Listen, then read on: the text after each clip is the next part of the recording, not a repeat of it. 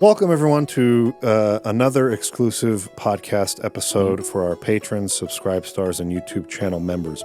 We appreciate you. Thank you so much for supporting us.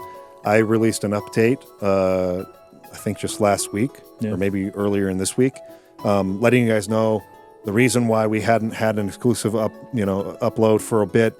We've got the 2001 episodes, ended up being more than one, being edited now, so those are on the way. And we're also going to do a big, long Q&A session here where we're going to try to get to every single one of your comments. There were 75 on Patreon alone. Of course, that's going to be where the majority come from. But still, just letting you know, there were a lot, and we're going to do our best, and this will probably be turned into multiple episodes as well. So please just be a little bit patient with me for just a little longer while I try to get all this stuff edited and out. But it's being done. So let's go ahead and get started with the first question, which comes from Mike on Patreon. First of all, asking yourself questions, Mike. You are rigging the game. You're not supposed to do that. That's against the rules. There are a lot of mics, man. Even on our Patreon, there's a lot of mics. Dope. A lot of you were essentially just trying to console me, like, don't apologize. It's fine. We understand. Like, don't beat yourself up about it. So I won't read those parts. There was a lot of that. So thank you for being understanding and patient through this process and understanding why we hadn't had one in a bit. I've been very sick and my mom passed away on Thanksgiving. I wanted to really just send my condolences for that. That's really, really tough. Yeah, me too. I've seen a couple of people, not even just on Patreon, but on YouTube, saying similar things. I was separated from my family. I lost my family this holiday season. Thank you for providing a place of comfort for me during this time. So I just want to send my condolences to people who have lost someone during this holiday season. Best of luck to us all, and may 2025 be better. Thank you, Mike. We appreciate you, and we appreciate your support. Okay, Netro here. Music and soundtracks is a common topic on this channel, but I think we rarely hear what bands y'all personally listen to. This will be fun. Maybe that topic isn't too loaded. It is, but maybe we can be concise with it. I just found my actually two, I think it's actually three, giant CD cases. Oh, nice. In the basement from all the burned pirated music all the handwritten, that I used to listen to in high school, where I would draw little pictures on the CDs with markers. Barring going through that, trying to remember all the names, I will tell you what I've been listening to recently. Okay. I recently started listening to Letter Kills again. Do you remember Letter Kills? No, I remember Letter Saves the Day or something like that. I don't remember Letter Saves the Kills. Day, I think, is its own thing. But and then there was some other Letter, something else. But don't remember Scarlet Letter might have been another one. Letter Kills is awesome. There's a lot of bands I listened to in high school that I go back to now and I'm like, not so great. Yeah, like me too. I was into that, but it's not even just about the fact that it's not musically sophisticated. And I look down my nose at it. There's a lot of stuff that's not musically sophisticated that I think is great music. Goldfinger is a great example of that. Goldfinger. I think Goldfinger's an awesome band. I remember Goldfinger. I still they were like on them Tony now. Hawk too, right? Oh yeah. Superman was like the song on Tony Hawk's Pro Skater. Oh, that was fun, man. Loved that band, and certainly not musically sophisticated, but still great songwriters and great music. So that's not what I'm saying. I'm saying there are just legitimately some bad bands that I thought were good. But Letter Kills was great. Really? They have more. It was interesting because they were kind of a in-between of like the kind of like pop punk sound, but then like a classic rock and roll sound. They sort of like weaved between the two sounds. That's fun. And they are legitimately awesome. And what's so sad is they signed to a record label after they produced their one and only studio album. They broke up because they could not agree, like, artistically with what the studio wanted them to produce, and they were like, then we're not doing it. But the studio owned all of their... The studio basically got to dictate what their next album was, and they said, nope, we're done. Awful. And they didn't have any more music after the one album until... like the last couple of years, they had like a reunion. They got back together and wrote like a song or two. Sweet. And so check them out. Letter Kills is awesome. I've been listening to them a lot lately. So dope. I listen to almost exclusively. Okay, so check these ones out. What are they called? Clamavi de Profundis is on YouTube. They do Tolkien inspired music. Yeah, like they'll take poems from The Lord of the Rings or The Hobbit, and they will put them to music, and they will sing them. It's a family in Europe somewhere. Wonderful, wonderful stuff. That's what I listen to almost exclusively. Although I have also been listening to lately. I've been listening to a little bit of. Give me a sec. What's her name? I can't remember her name. Alison Krauss. She's a Southern. She's just got a beautiful, beautiful voice. She sang a Christmas song called the Wexford Carol that I just thought was wonderful. Listen to it over Christmas. And then I listened to Andrea Bocelli and Luciano Pavarotti. They're opera singers, but they're like pop opera singers. Right. You know, like. I don't know that they've ever actually done an opera, but they sing in that style. You talk to so good, man. An actual opera head, they'll tell you how like, this isn't real. Which opera did he sing in? Okay, look, it's the operatic style. Okay, but it's beautiful. Even people who love opera, they love Luciano Pavarotti. Like his voice is just. He might be the best singer who ever lived. I mean, he was so powerful, and he could hit notes like full throated without falsetto. Anyway, so I've been listening to those guys a lot lately, and just loving it. I don't listen to any of the music from my childhood anymore, absolutely none of it. Yeah, I don't listen to too many bands these days. There are a couple intervals and periphery that I come back to pretty regularly. Gavin writes here, Coheed and Cambria. That was a classic. Love Coheed. I can still play their songs, but I haven't listened to them in forever. And I haven't listened to their new stuff. I remember I briefly listened to a new album from it was new 5 years ago, kind of new. Yeah. And I was For us, that's I was like, new. I don't know how into this I am, but anyway, I don't listen to music like I used to, so I don't have much I can add to that conversation. Nor I. All right, Quest 64. I think this is dope game. The guy, I think it is. Sweet. I might be wrong but I'm pretty sure. We still need to do another Quest 64 we do collaboration. We got to finish that game and do more talk on it. and do the Game Boy Color. It'll happen at some point. Okay, here's a super easy follow-up question. Do you guys find time to play any of the roguelikes that have captivated the indie audience like Balatro, Slay the Spire, Pelgan, etc.? Do you even enjoy the genre?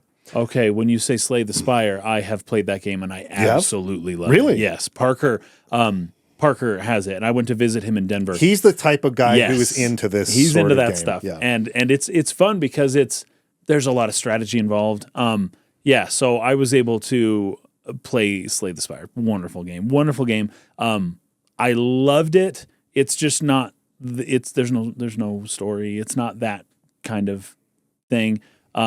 It's more a game to play just to kind of get your brain moving. Maybe when you've got some time or when you're feeling sluggish or bored or something like that. I'm not. It's not the type of game that I'll really get super into.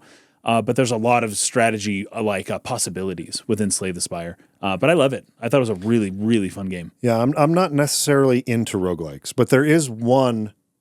Is it Returnal? I think it's called Returnal. That came out early in the PS5's launch, and it's kind of a sci-fi roguelike. Yeah. That looked interesting to me, but typically not a big roguelike guy. I've wanted to play Hades for years even, and just have not gotten around to it. Yes, I've heard a lot about that game. Cool. But yeah, so don't typically play them, have not played any of those that you listed, unfortunately. Gaming with Spoons. Thanks for all you do. Please take care. Okay, that's not a question. He follows it up with this one, though. What's a game you'd like to cover on the channel but will probably never win a poll? A game we would love to cover but probably would never win a poll. I mean, it wouldn't win a poll. Probably just games that we liked that were not popular. I would say a game like Harvest Moon 64 would never win a poll. Yes, that is true. Especially, or Harvest Moon PlayStation. And that game is in my top 10. I mean, it beats out a lot of the stuff we've covered already on our podcast. I still would rather play Harvest Moon 64 than even Final Fantasy Tactics personally. That's how much I like it. Yeah. But it certainly would never win. And we can't.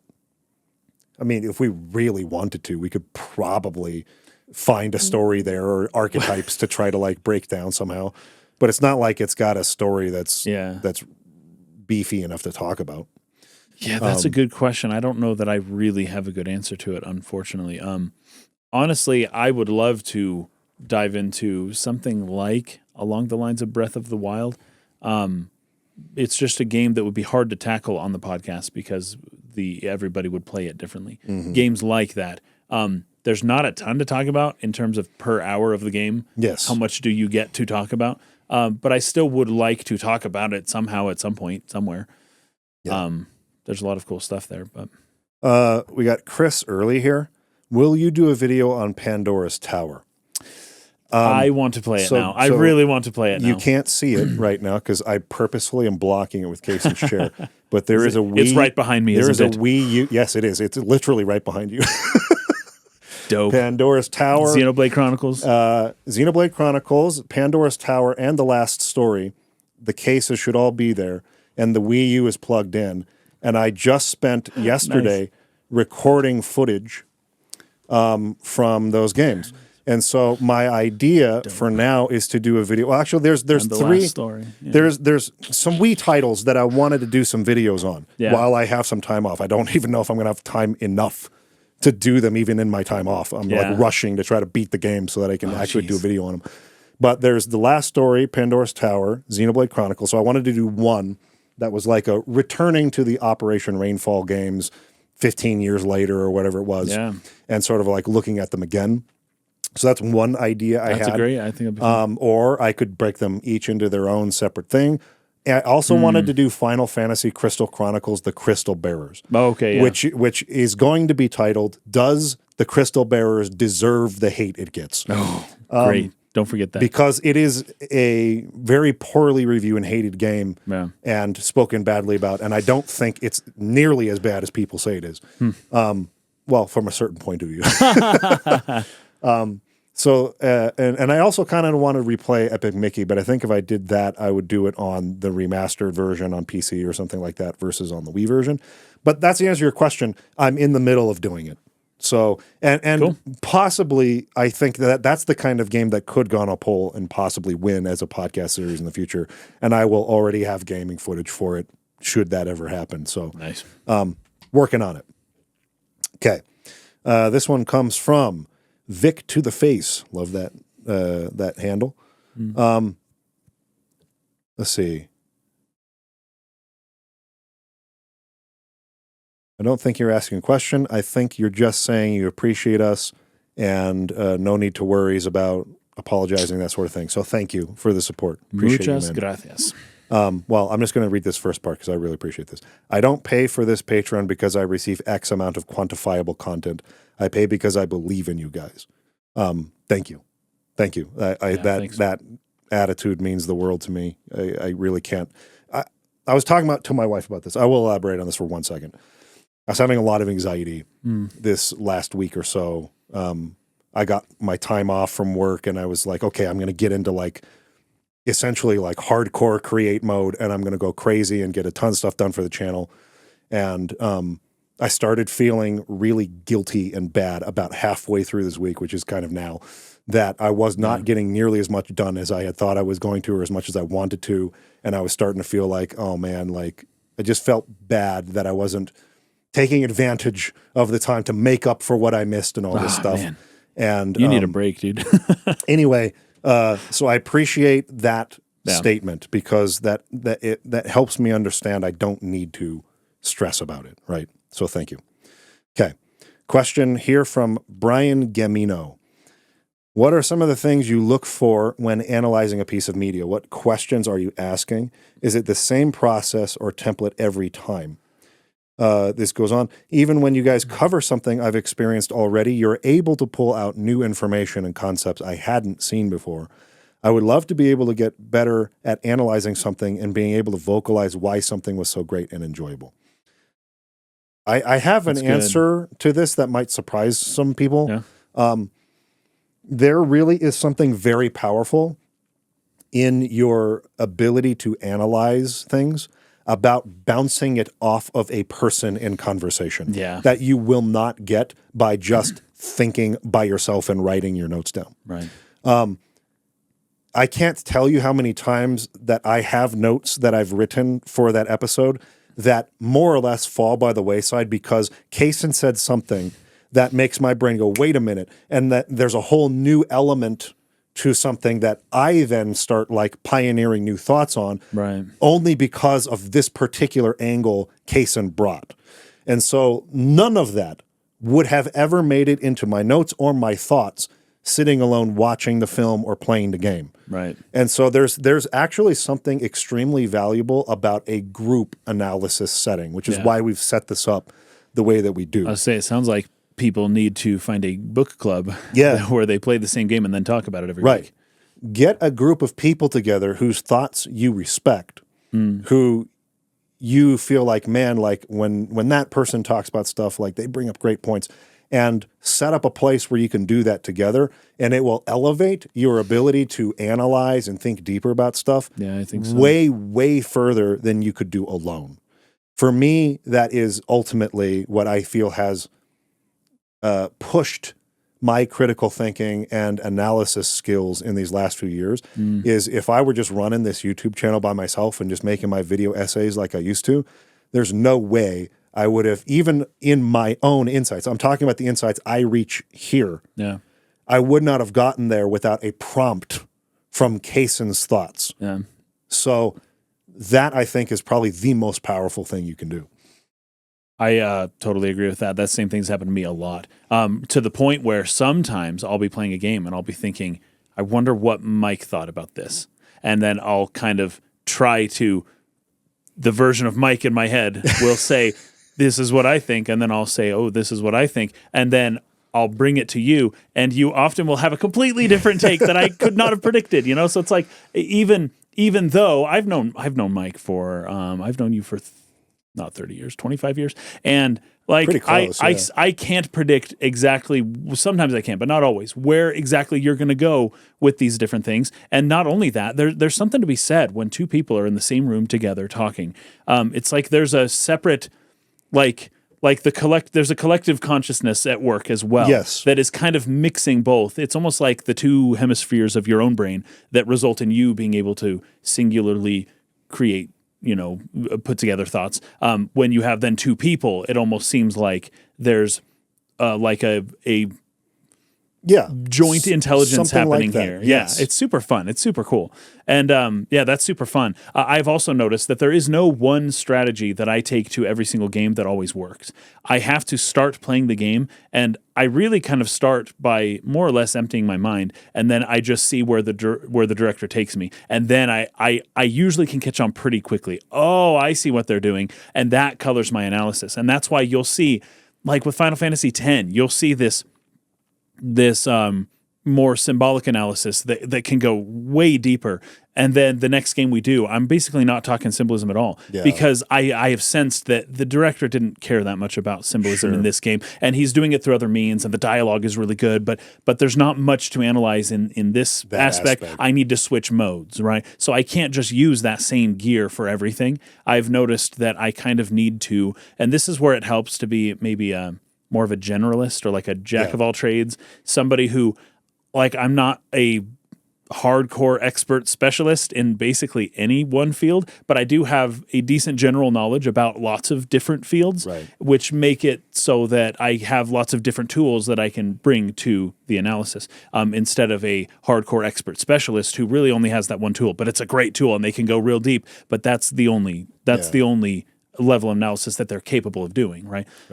So anyways, that's probably the best I got for that one. Here's a great example of what I'm talking about, though. We just recorded the 2001: A Space Odyssey episode, and my entire thesis about what I took away from that film is nowhere in my notes. I'm serious. So I'm serious. And I hammered on this like 30 times in the video as if it was like the thing I took away from the movie. And I did not have that thought while watching the movie. That's wild. I had that thought while we were talking. Yeah. It was like, it was revealed to me. I was like, oh yeah, oh great. And then I just started like spiffing and riffing off of that. Yeah. And it just that became the whole analysis. And it would those particular sentiments were nowhere in my notes at all.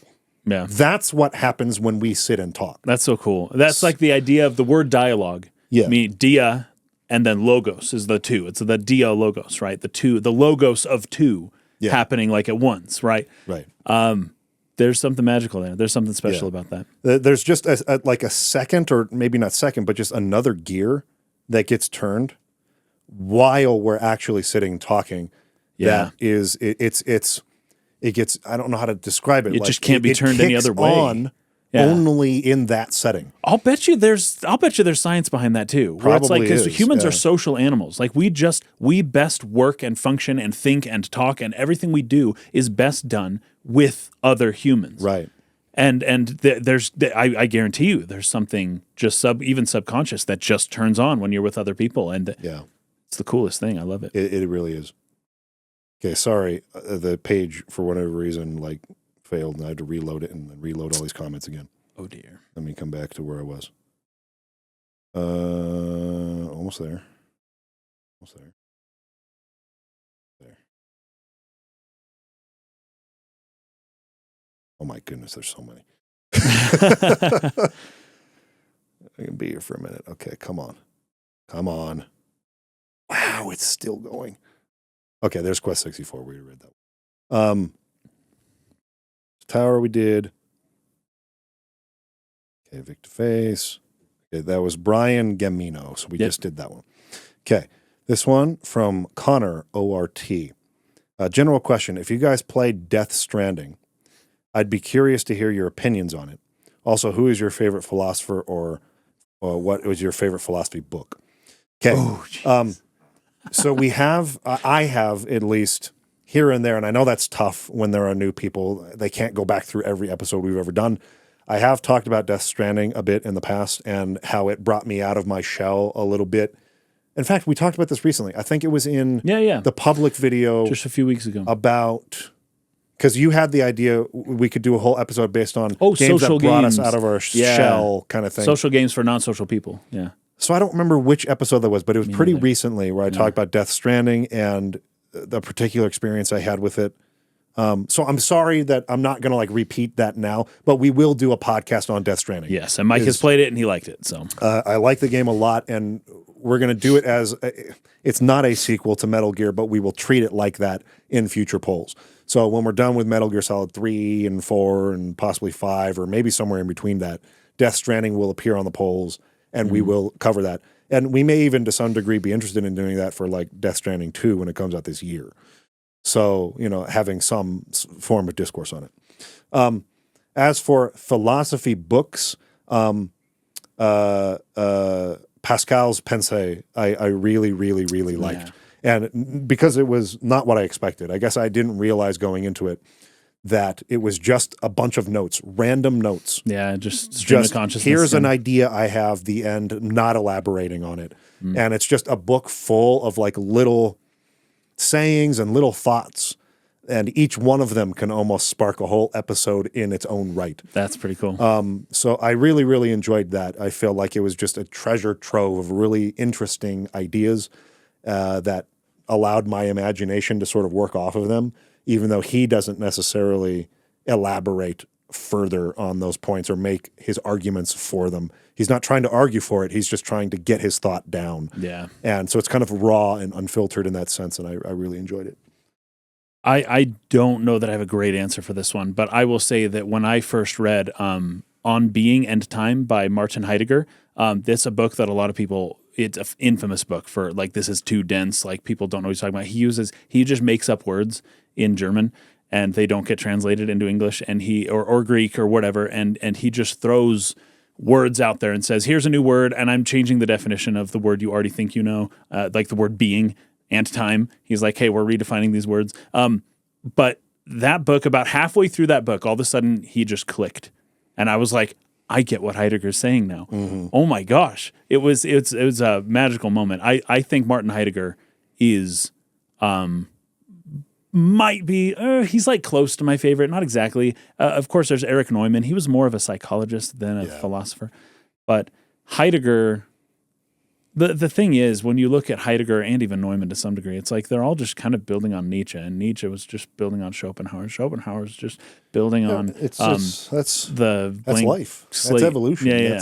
And then they're just building on those other people. So I guess if I'm going to say a favorite philosopher, I should probably start with Plato or something like that. Socrates, I have a little beef with, so I'm going to go Plato. But everyone really is building on top of Plato. Yeah. Even though our modern worldview is more Aristotelian, I like Plato. I a also lot. really loved Thus Spake Zarathustra because it's a philosopher writing a fiction. Yeah, And for that's whatever pretty reason, fun. like I enjoy philosophy, but I enjoy philosophy a lot more when it's woven and spoken to you through a theme Okay. in a fictional work. Okay. I have always enjoyed fiction more than nonfiction. And I feel like I should, throughout my life, I felt like I should be embarrassed by that because it's always like, oh, you shouldn't be reading just fiction. Read Yeah, nonfiction, after read you're a nonfiction, kid, read yeah. nonfiction. Like, get serious about it's your just life. it's just straight facts, right? Just read the facts. Yeah. Who cares about all the other stuff? It's like if you're not reading nonfiction, then you're not taking life seriously. Your head's in the clouds. I have felt And- that before. And so I always felt like ashamed that I was never as drawn to good works of nonfiction as I was to fiction. And Thus Spoke Zarathustra changed my mind on that. It was like, I feel like I'm able to take what he's saying and it applies way more and speaks way more to me in this form of making it through metaphor and fiction. Yeah. For me, it's just that hits me better. It allows my mind to work on it a little bit more and gets me more engaged in trying to understand it than just reading someone's arguments Yeah. straight out. And I've kind of just come to accept that. And it's just like, I'll read nonfiction once in a while, but I would prefer to read fiction that has a philosophical bent to it than to read philosophy.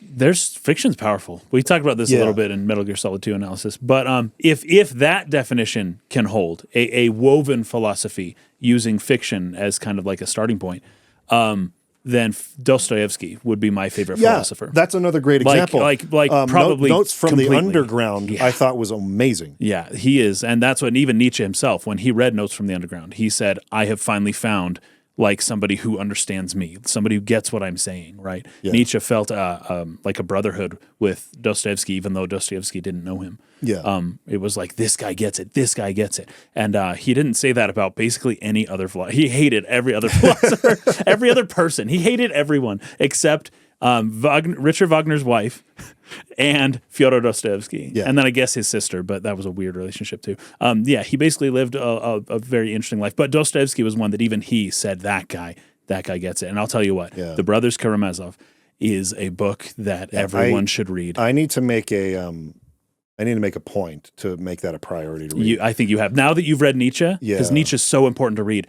but once you read Nietzsche, you got to read Brothers Karamazov, and then I don't know, it's just a whole new world. It's amazing what Dostoevsky was able to do. I guess that's really my answer to this is I would rather read philosophy in the form of Crime and Punishment, Thus Spoke Zarathustra, or something that is a fiction with a philosophical like main core message that they want you to understand and interpret from the story rather than just reading a guy's arguments for 200 pages or whatever. So well, I have 2 copies of Brothers Karamazov if you want one. Okay, next question here from Rich. How do you go about reading through some really dense books? For example, Brothers Pensée Karamazov. or Nietzsche. Do you take notes good. as you go or read to get the overall structure and read again in more depth? I'm not. I'm trying to read more critically and have started using the Cornell Notes method, but just wondering what you do for more academic literature. That's interesting.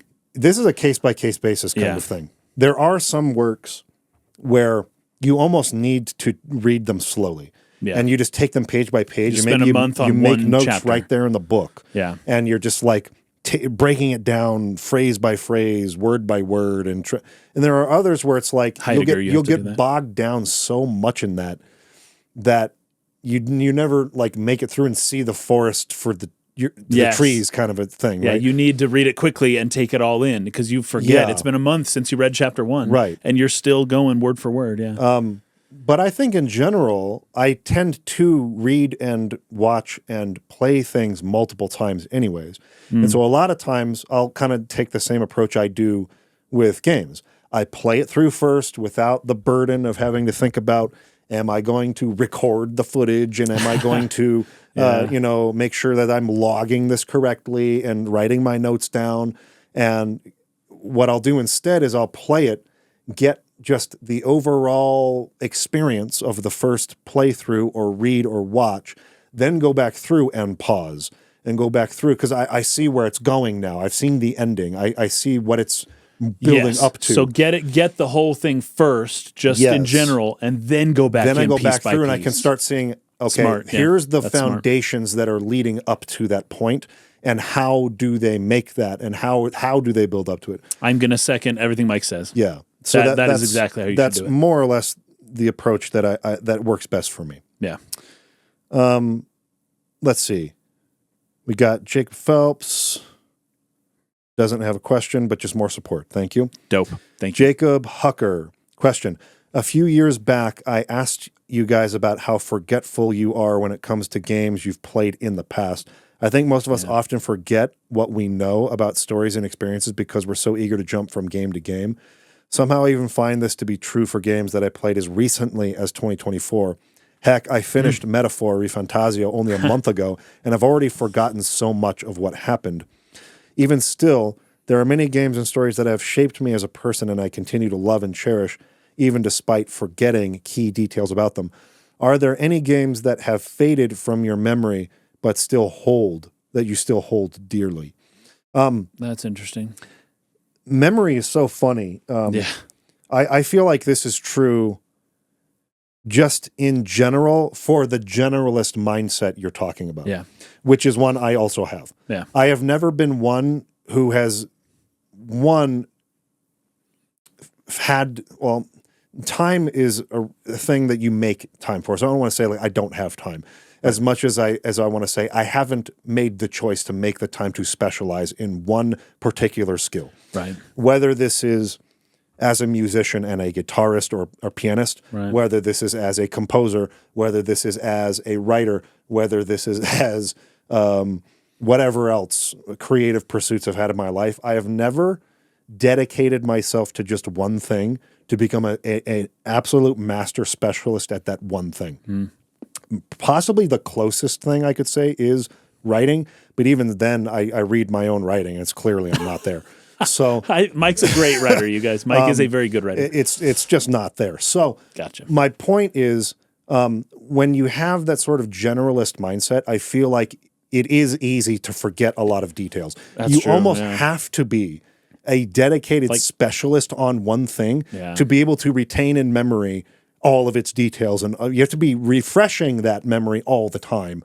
Yeah. And so when we cover a game like Xenogears or something like that, right, there are Xenogears specialists in the world who will come to our podcast and correct us every episode on every little detail. Yes. And it's like, man, it's all in their head. Like it's all there. It's all just on immediate recall for them. That's incredible. But here's what they don't do probably. They don't also speak about Nier Automata and Mass Effect and Final Fantasy Tactics and all of these other games that we talk about as well. Yeah. They probably specialize in some small group of things. And that's just something you have to make a choice on in your life. Right, yeah. If you're going to be a generalist and you're going to want to have a wide breadth of things that you enjoy and incorporate into your life, you're also just not going to be a master at all the details on all of those things. Yeah. And then you're just going to have to refresh your memory on that with that when you're back in that particular mode again. But what's nice is that having laid a foundation and having gotten the basics down for a whole ton of things, once you do have to kind of jump back into it, okay, you actually already have a setup to where, like what one of the previous questions was saying, without this academic background, how do you like work through really dense books? You know, it's like, well, if you at least get the general picture first, then you can always jump back into it and then start analyzing it there. You don't have to do that again, right? And you do have the general picture, right? It may be low resolution at first, but you have a foundation upon which you can just dive into it. This is kind of what I do for languages as well. There are some languages I learned 10 years ago that I don't speak as well anymore. Right. But I know. That's a great example. Well, if I was like, hey, let's go to Japan next month, I know that within 1 month I can get back to it. Yeah, I can get back there. And give me 30 days. I'll just start drilling every day and I'll be back. Kind of mindset. Like riding a bike. Your muscle memory will kick in. Your brain. It does most of the work for you. And then you just got to fine tune all of the weird things you've got from not riding one for 15 years. Yeah. I haven't ridden a bike 20 years. It's been a Really? very long time. Okay, probably not true. No, I rode a bike in Japan. So it's 10 years. Japan might have been the last time I rode a bike. Yeah. I rode one as recently as last summer. That's right. several You were times. biking. You had a group you were biking with. Yeah. In the city at night. That's fun. I would love to do that. I don't live near close enough to a city to do that. There might be people around me that do it though. I'd have to find them. Yeah, and we got some trails up here nearby where we live that we discovered Yeah. only by riding bikes around. Like, oh, look at this trail that we wouldn't have known was there. Let's go check that I out. got nothing against bikes. I just haven't. I don't have one personally. I don't own one. Yeah, I mean that's where that entire phrase, concept, idiom comes from. Yeah. It doesn't matter how long it's been since you've ridden a bike. If you know how to ride a bike, you know how to ride a bike. You know how to ride a It's bike, just something that clicks in your brain at some point as a child when you're being taught. Yeah, like goes to your cerebellum. It's almost like you just unlock the riding bike like a perk. The upgrade. and it's done. Like you get back on again. It doesn't matter how long it's been. Your body just kicks in, and you just once do a it. kid starts riding it, it's almost as if they were always meant to do this. Their don't body forget. just clicks, and they never forget. Yeah. Okay. We got Gestalt here. No question, but just more support. Thank you for that. Appreciate you, man. Very nice. Thank you. Ryan Julian, quick question. Have either of you played Shining Force 2 or any of the Shining series? Have not. Have always been interested. It is another really cool tactical RPG from around the time of Fire Emblem, but is a different sort of franchise with some different ideas. And I've always wanted to try it. So it's one of those things hopefully someday I'll get around to, but I have not played them yet. What's this one? Although it's my for this one, Ricky. Although it's my introduction to the series, I recently started playing Growlancer, sorry. Wayfarer of Time, and have been loving it. The dialogue, story, military strategy elements, speaking of more tactical RPGs, Growlancer is one. Okay, very cool. Military strategy elements reminded me of Final Fantasy Tactics, and I'm surprised I'd never heard of it before. Has this series ever been on your radar? I've never heard of it. Similarly to Shining Force, Growlancer is another one I've wanted to try. And there's even another one that I have played a little bit, which is Vandal Hearts. Oh, I have heard of Vandal Hearts. That's right. That was a while ago. I've played, I want to say I've probably played about 10 to 12 hours of Vandal Hearts. Okay. And didn't have time to finish it for whatever reason at the time. But these three would be like the three tactical RPGs that are on my radar that I like really want to cover or play at some point in the future. So all three of those would be good candidates for a future poll on tactical RPG. Which do you want to play? All three of those could make it onto that list, and I'd be stoked to try them. Okay, Aaron Anderson here. Having worked in advertising for near a decade, I've witnessed too many times firsthand of how creative and production teams face ridiculous deadlines. He's just giving more support for me. So thank you, Aaron. I appreciate you.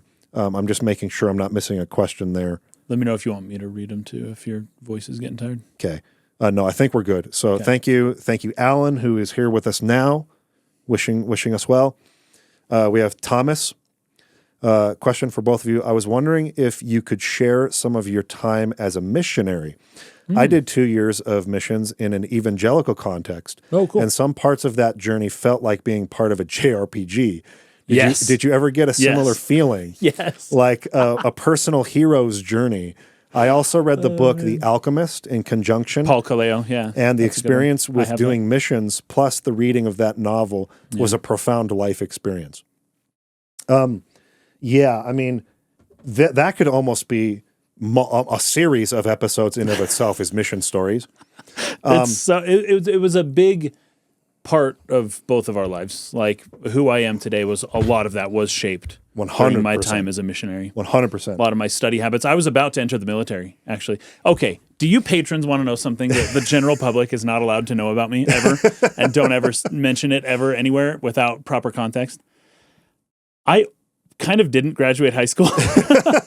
I did. I graduated a semester late with a 1.6 GPA. I kind of didn't care about anything and hated everything and didn't care about life. Future. I wasn't going to go on a mission. I didn't care about church. I didn't care about lots of things. My mom would always tell me, like, you're going to end up homeless. And I'm like, I had no vision of the future. All I cared about, anyways, I didn't ever do homework. I did no homework, but I would pass all of the tests. And the teachers thought it was crazy. They were like, just do your homework. You're getting a D in my class. And I'm like, do I pass with a D? Why would I get a C if I can pass with a D? Like, I could play video games with that extra time that I'm not doing homework. So I graduated high school with a 1.6 GPA. I had no shot, no chance of going to like a university. University, yeah. And I was like about to join the Navy, right? And then instead, I chose to serve a mission. Sorry, for I don't want to church. interrupt you, but this was funny. D is for degree. D for degree. I know that was my motto, dude. That was my motto. And so after a while I had some experiences, and my brother was on a mission in Japan at the time, and he influenced me a lot and really kind of prompted me to go. And so I decided, all right, I filled out the papers and I put them in, and I decided to go. I got notified that I even graduated at all on my mission. My mom wrote me a letter saying you graduated, because I had to take a summer school class and then an online course because I'd failed a bunch of other courses before that. Right. So anyways, is a whole thing that I decided to go. And during those 2 years, I learned how to talk to people, how to study, how to love people. I don't know how to read a book, to sit down and just read a book that I didn't do in high school. Yeah. I learned all kinds of skills that I basically took back and was able to go to kind of a more community college level, go up to university, end up graduating. I basically had a 4.0 in my university, and I had a scholarship. I had an academic scholarship to a good university. It just, this all happened so quick, and the hinge point was going on a mission. That. Yeah, again, there may be in the future the possibility of just a Mission Stories episode. I think got a lot, man. As people who grew up in the Mormon Church, it's almost ingrained in us, the stories of the persecution of the Mormon people, and then the trek west from Missouri and Illinois, Nauvoo, Illinois, west to Utah. Yeah.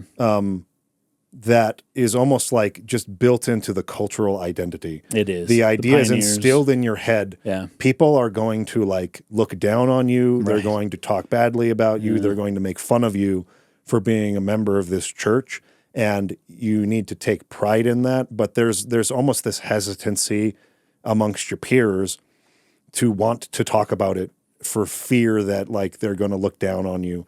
And that's true. And that happened to me quite a few times in high school. I had friends who were evangelicals or whatever, and they would say, "You don't believe in Jesus Christ. You don't believe in the real Jesus. You have a different fake Mormon Jesus." Yes, I do. And there was this. Let me prove it to you. Yeah.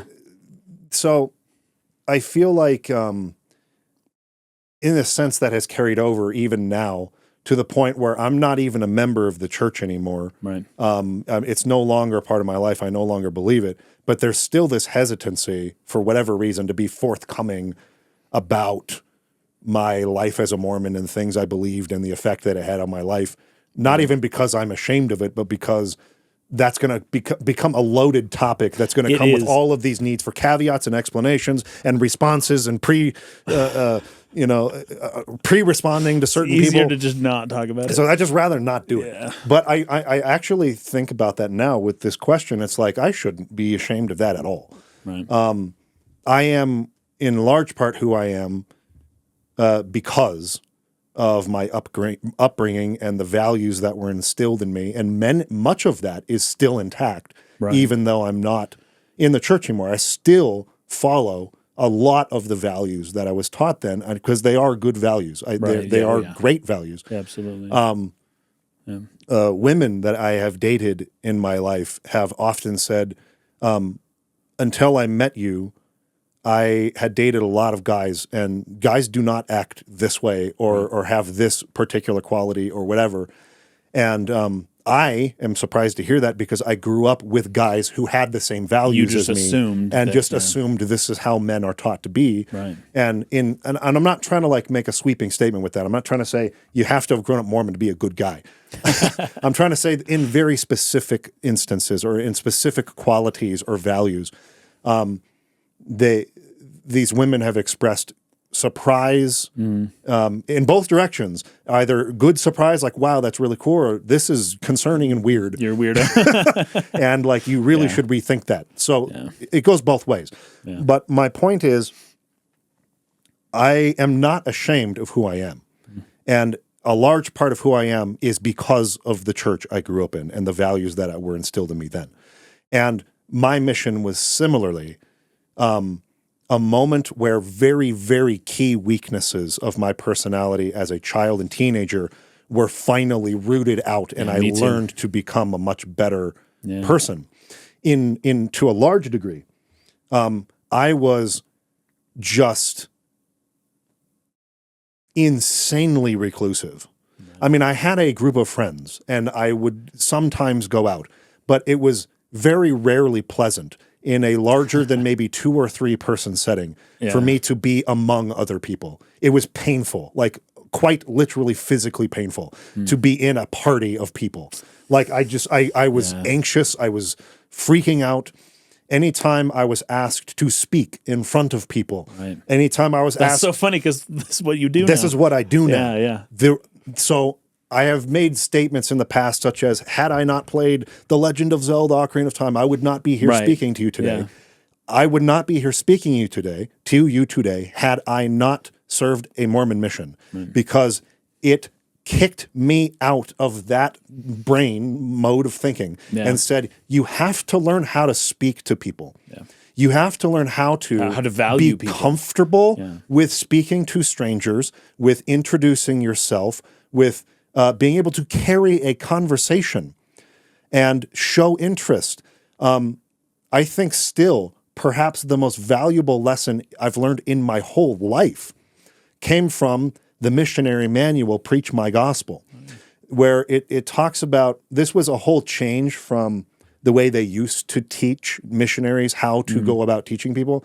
They had what they called the lessons, or the discussions. Discussions, that was the word. And you had to, before my time, memorize word for word exactly what those pamphlets had, and you just recited them from memory. Right. It was when I became a missionary that they changed that to say, you be familiar with, this sounds absurd to me now that it was ever not this way.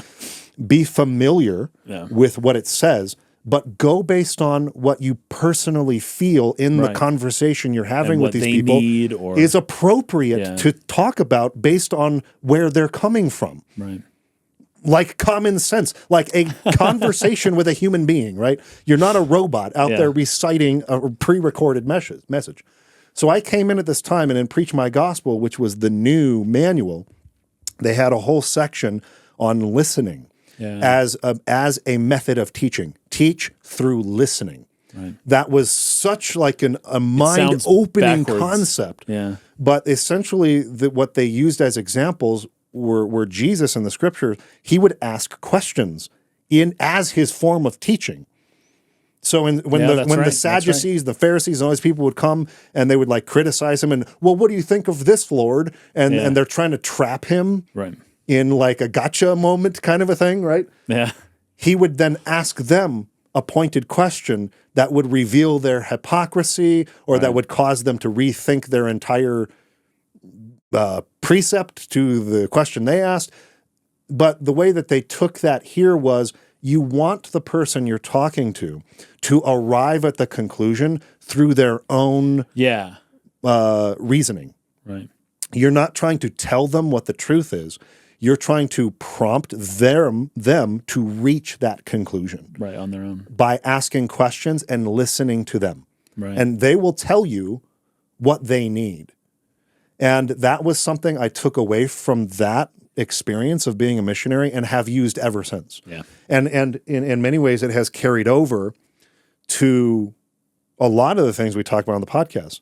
Like, instead of making videos back and forth criticizing Zach Hogdo or whatever, and just getting into like a beef online with this guy, why don't I just sit down and ask him 10 questions and let him respond to them and read those questions to the audience and learn who this guy is by asking him questions. That entire episode we did there, where I ended up having like a really good experience talking to this that guy, was and I learned fascinating. more about him.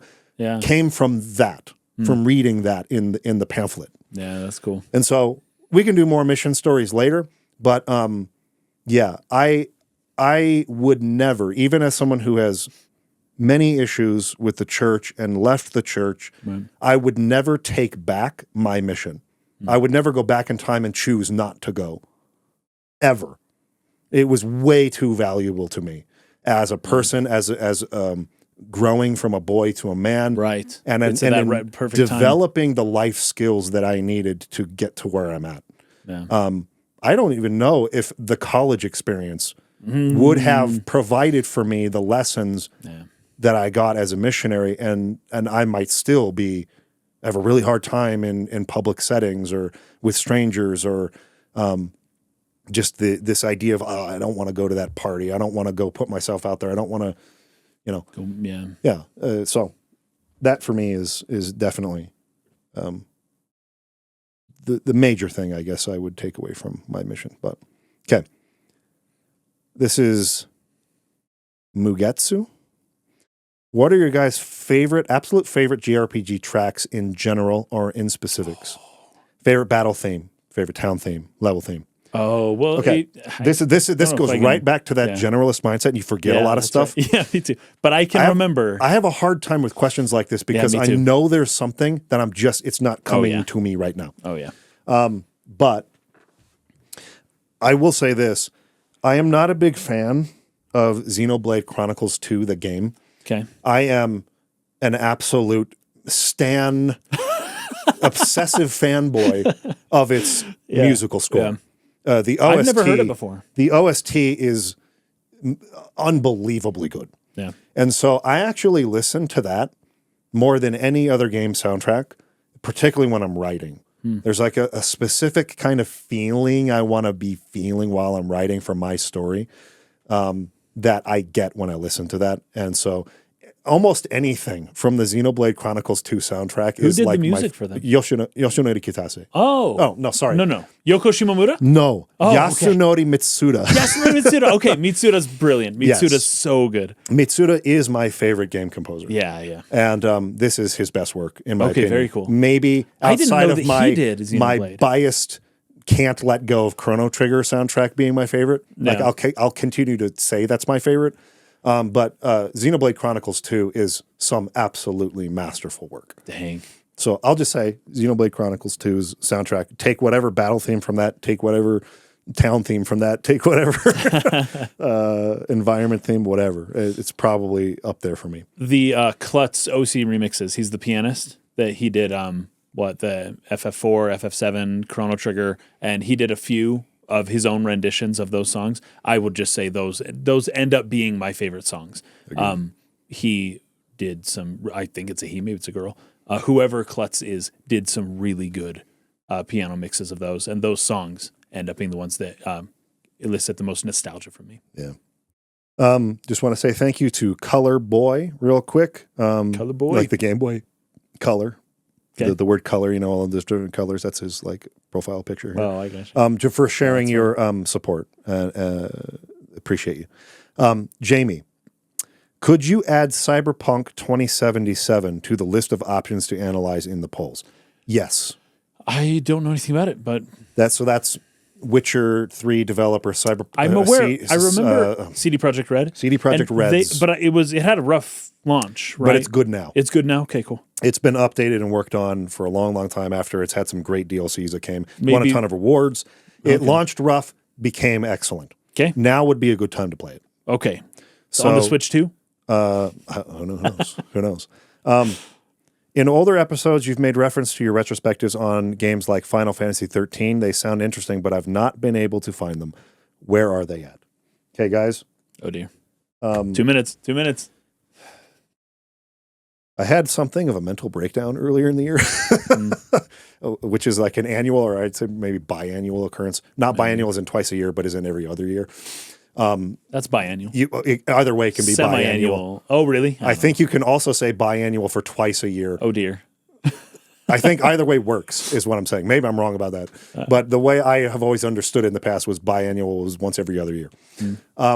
Anyway, not important. I had like something of an identity crisis in terms of my relationship to the Final Fantasy property.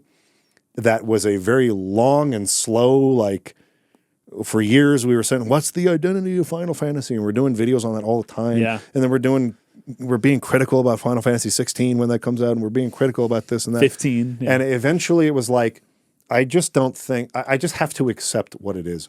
Right. And so I came to a place of peace about not really like being emotionally invested in Final Fantasy anymore and not caring that the fan base wants it to be this thing now and it's going to be that thing now. And I'm okay with that. I'm good. You guys go enjoy it. I don't hold it against you. I'm fine.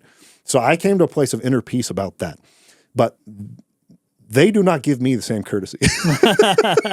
Those jerks. These people are still, and in fact, I made a mistake. I made a mistake recently. Yeah. I made a bad mistake in that I allowed myself to relapse for one moment and actually like let it get to me. Yeah. But I am getting better. I should not have made that post. I should not have taken that quote from somebody who was mad at me and was trying to say how pathetic I am because my hatred of Final Fantasy VII Remake is pathetic. It's pathetic. And I was if you don't like my thing, you're pathetic. I more or less made a post on Twitter saying like, what is wrong with these people? I haven't talked about this in 5 years and they're still mad. Right.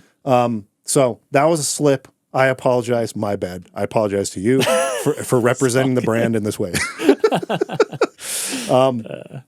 But it was really getting to me earlier in the year. Although I had let go of it and I was cool and I was peace, I'm not going to talk about it anymore. I'm good.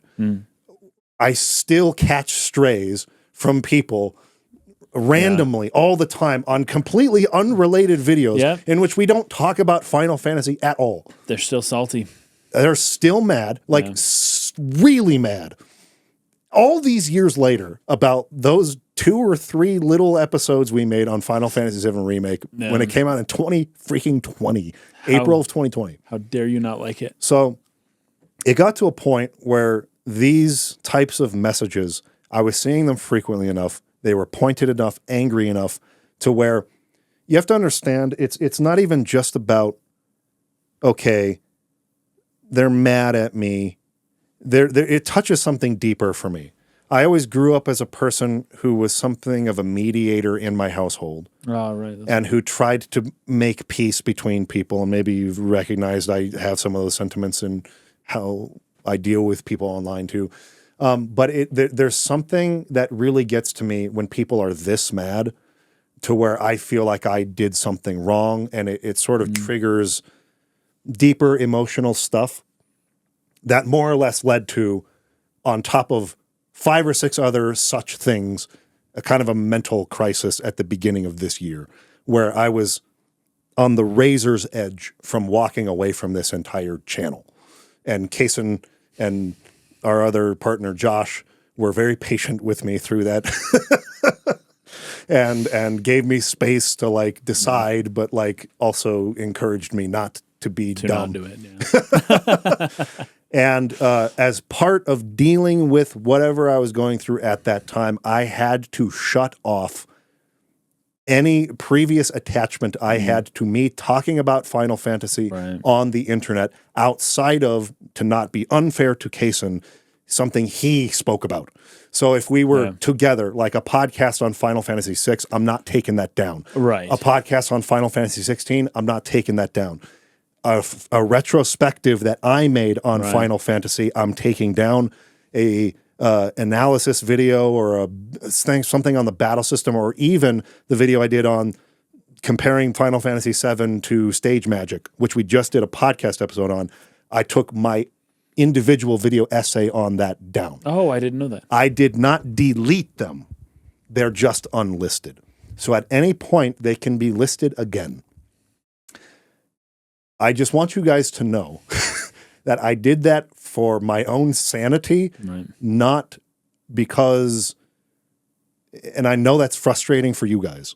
Like, I know it's like, hey man, I liked that video, put it back. I've said that to other video creators in the past. Why did you take this down? I loved this video, put it back. So I understand, but be patient with me. They will either come back to being listed at some point when I have figured out how to deal with this appropriately, or we will just repurpose them for future episodes like we did with the plot twists episode. Yeah. Like and just it'll same come content, back out but- again, but in a form where the two of us can contribute to it, and then I can never take it down because Can't, Kaysen appears. Because I'm in it too. I made good points in that video. Don't delete them. So that's the best way to get them back and never get them taken away is if Kaysen also contributes. Anyway, that's the explanation. Sorry that took longer than it should have. By the way, we should do a podcast on Final Fantasy 1, but it may never win a poll. Maybe it will win a poll. Oh, like just a one episode yeah, FF1 just thing? FF1. I just want to play it. And I only play games that you guys vote for at this point. I don't really play many games outside of the podcast. So I had announced several years ago that I was going to redo my Final Fantasy retrospectives. Yeah. And I did an F ton of work and research on those, and I have them written out. And I actually recorded the first one, I think 5 times. It's where I read it in a different way and in a different way see. Okay. and a different. And actually, this is outdated now. Let's replace that. I'm making the argument in a way I don't like. Let's replace. I have done so much work and research on that Final Fantasy retrospective that is not available because I didn't end up doing it. Those could possibly be repurposed as podcast episodes that are the history of Final Fantasy 1, the history of Final Fantasy 2. we just do. Oh, interesting. Where more or less it just becomes a podcast rather discussion than format. a retrospective Sweet. video. That's a possibility. Lots of possibilities, people. Very much a possibility. And those are already researched, is what I'm saying. They're already very well researched. So we could just go through the essay. It has all the quotes and it's all referenced. It's all like appropriately referenced. Good. In like an academic sense. Sweet. And so like very good chance that maybe those could be repurposed for that because it's probably just not going to happen that I will ever do retrospectives in the form I used to do them again. Wonder if we could hire an editor or something like that. I tried. I hired a guy, I paid him, and then he didn't do the work and he paid us back. Okay. So that was another attempt to bring out the Final Fantasy retrospectives that failed. Jeez, man. I hired a guy who I thought was a great editor. I mean, he's fantastic. I love his videos. He was the guy who used to do GameScore Fanfare. Okay, yeah. The YouTube channel. Yeah, we've I referenced hired a him and couple paid him times. and said, hey, if you'll help me edit these, I love your style. Please bring your own sense of like artistic visual, motion graphics to this. Here's just some of my direction on that. And maybe you can send me the After Effects files and like I'll even add to them if I want to do that. But like, can you please make these? And I sent him my recordings. I sent him all my assets. I sent him some stuff I'd already done, like the intros where the Final Fantasy animates with the title. Oh, yeah, those. And all kinds of things. And I had created a crystal in Element 3D that I could then change the shape of to match whatever crystal and color 'cause they look a from little each different. one. I had done so much work on this. It's unbelievable that I no longer have the time in my life to do. Man. And so that didn't work out. And so because it didn't work out, it didn't get done. Okay. But maybe we could do podcasts on them instead. Okay. Anyway. Okay. Melanie Tyler. Oh, What do we got here? give patrons access to the unlisted videos. Okay. Is that bad? It's not bad. If you pay us, you can watch the video. Yeah, it's not bad at all. And in fact, I've said something similar. I think there was somebody on the Patreon in the past that said, hey, I was in the middle of watching your Kingdom Hearts streams. Oh no, in the middle. And they became private. Darn it. Well, can you please put that? And I think I said in the video, hey, I'll try to get back with you and make those public, or not public, but unlisted and give you a If link. they were only available on Patreon, that would actually be great. Guys, I'm so embarrassed by the retrospectives, but the Final Fantasy 13 thing he's talking about here is something I'd be totally fine with people watching again. Okay. Or some previous streams, like the Final Fantasy Friday streams I used to do. Oh, some of those. Or things like that. Here's the only thing. That takes time. That's going to be like several hours, maybe like a day's worth of work to like go through and like organize that and get the links and send them out to where it needs to go. I would commit to it, but it means I'm gonna have to spend a whole day not getting something else done, and that hurts me. Maybe I can do it. We'll talk about that later. We'll figure it out. It may happen, but it may not happen. We'll figure it out. See, because here's my mindset. Sorry, this is such a long time. We didn't mean to go this long on this. I would rather make that Pandora's Tower video than make the Final Fantasy videos available to people again. Is what I'm getting at. Like creatively, I would be more fulfilled to do that. And if the choice is make old videos available for people to watch again, or make this new thing you're actually excited about, I would rather choose that. But if these people are loud enough and they're the bosses of us. I know. then maybe that needs to be prioritized. Yeah. So, Well, in the comments of see. this Q&A episode, whether it is on YouTube or on Patreon, if I get more than, let's put an arbitrary number out there. If I get more than 15 requests from 15 different accounts saying, I need you to make those videos available again, I will do it. Okay. Okay. Can we make that our deal?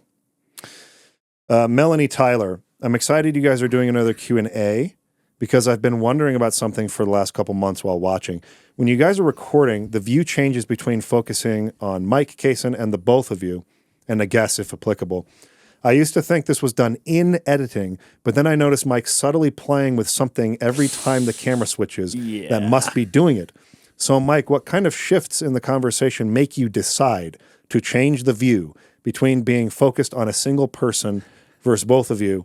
It seems so natural to you. So I'd love to hear your thought process. This is a really good question. This is a very good question. People, Mike will not tell you this, but he is brilliant. I could not do what you do with that. In fact, even when it was just me and Max Darrett, I was changing the wrong camera. I forgot to do it. I left it on me for too long. I left it on an empty chair for too long without even noticing because I'm just talking. I was like, oh, shoot. I ended up putting gameplay over it. You don't can't see it. You covered it. I noticed it after a minute or two, but you almost never make a mistake. It's like, it's unbelievable to me, actually, because when we first talked about the possibility, because we used to edit these after the fact, and we didn't have a switcher. And when Mike started saying, hey, I think I'm going to get a switcher, I was like, well, who's going to switch? That's a producer's job. Like, and you were saying you would do it while we talked. And I was like, it's going to affect quality. You might screw up. It won't work. And we can't fix it because we don't have the files. And it's been 2 years since we started it that way. Right. And basically zero mistakes. Like, and if there is one, it's for like half a second. Yeah. It's like, oops, wrong one, do. And it does not seem to impede very much the flow of conversation. So I just want to tell you how impressed I am. That is not how I thought this would go. And you have some talent. You've got some skills with a switcher. So, man, we could go off on a total rabbit hole on this one too. I was also similarly concerned that I might not be able to do it when I had the initial idea. Because, okay, in television production, which is where things like this, you typically see them, you've got your news anchors or something like that, right? And you have a two-shot, your A camera on the two of them, and then you have the B and C cameras that for go the specific news stories, that are on the newscaster while they speak to the camera. With like a little image above their head of like, here's the thing I'm talking about. Yeah. So your close-ups or medium close-ups technically, but point is you have your 3-camera setup, your 2-shot, which is this, and then your individual shots on each host or anchor, right? So in every case, since the dawn of this technology being used, there is a producer, a team of producers behind the camera who run that. Yeah. While the anchors focus on delivery, giving the information, reading the prompter, focusing on their job of communicating information, not on running the production at the same time. But like we mentioned, we are generalists. We are not specialists, which means we have to do everything. Yeah. So this is something I would say as a general skill that I have developed for many things related to video production because we never had the crew we should have had for any production we ever did. Basically never. Like we ran major productions. I don't want to say major in the sense of a Hollywood, never something on that scale. But we've managed sets of more than 20 people before, or more than 30. And in which we were wearing every hat you can think of. Yeah. We were the cameramen. We were the lighting guys, Yes. the gaffers and the technicians. We were the actors. We were the actors. We And were the directors. the directors. We were the screenwriters. the producers. We were the producers. Yeah, the writers. We were the casting directors. Yeah. We were everything. Yeah. And we passed those hats and wore multiple and sometimes switched them mid-shoot all the time. Yeah. And so there was something about running these productions that we wanted to make with a skeleton crew like that, Man. that just instilled the expectation you're going to have to do more than one thing at a time. Yeah. And you're going to have to be able to just figure out how to do that if you want to make this career work. Right. How Unless bad you do want to it? go the traditional route of trying to work your way up through a news media organization and then hopefully maybe like into a BBC arm where they do documentaries and then maybe from there work on some commercials and then maybe if you're just lucky enough and you impress just the right people, you'll be able to find a producer who will give you a shot at a feature film. And maybe that will do well, and then maybe you'll get more offers, and then and there's just too many ifs and maybes Yeah. that would be beyond my control. Yeah. And I have always been a person who wanted to control my own destiny, so to speak. And so I said, no, I'm going to do it my way, and I'm going to figure out how to make it work. And so as that relates to this, yeah, on a normal production, you would have your hosts and a camera guy behind each one of those 3 cameras and a producer in the room in the back who with a guy on a switcher and he's got all the screens in front of him. Calling them. And he would call out to the switcher, go to camera 2, go to camera 1, and he would be in charge of the show flow in that sense, right? He or she, I should say. Basically dictating, okay, let's do a cut here, and let's do a cut here, and let's do a cut here.